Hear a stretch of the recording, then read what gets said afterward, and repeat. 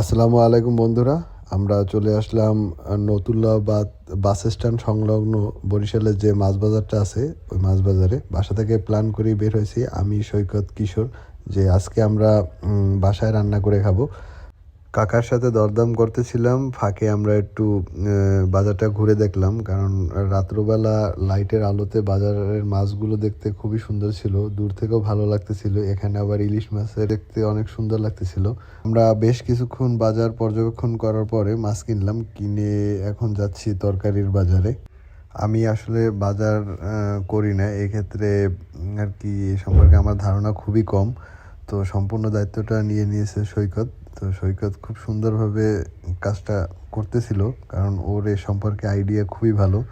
এই জিনিসটা দেখার সাথে সাথে আমি আর আমাকে কন্ট্রোল করতে পারলাম না। আমি বললাম যে আর যাই হোক আর না হোক, কিন্তু আমার এই জিনিসটা দরকার। তো কিশোরও শোনার সাথে সাথে ও আর কি দোকানদারের সাথে কথা বলে মরিচটা নিয়ে নিল।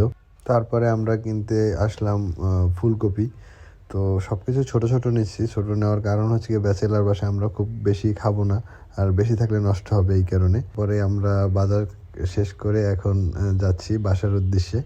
এই যে আমাদের বাজার আমরা খুবই খুশি ছিলাম। আমাদের বাজার করা শেষ, এখন আমরা বাসার উদ্দেশ্যে যাচ্ছি। যাবার পথে এরকম একটা দোকান ছিল, তো আমরা তিনজনই এখান থেকে প্ল্যান করলাম যে রোল খাবো। এই হচ্ছে আমাদের রোল। তো রোলটা খুবই মজা ছিল।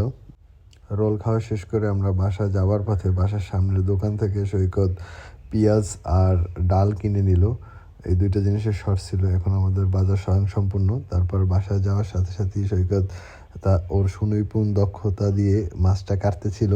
এদিকে কিশোর ভাত বসাই দিছে চুলায়, তো ভাত হইতেছিল। এইদিকে আবার কিশোর ফুলকপি কাটায় ব্যস্ত ছিল, সাথে ফোনেও কথা বলতেছিল, একসাথে দুইটা কাজ করতেছিল। সকল কাটাকাটি শেষ করার পরে আমাদের শেফ মশাই সৈকত চলে আসলো রান্না করার উদ্দেশ্যে। তো ও খুব মনোযোগ দিয়ে রান্না করতেছিল, যেন রান্নায় কোনো ত্রুটি না হয়। আর পরে এই হচ্ছে গিয়ে তার ফল। তো আমাদের মাছ ফুলকপি রান্না কমপ্লিট।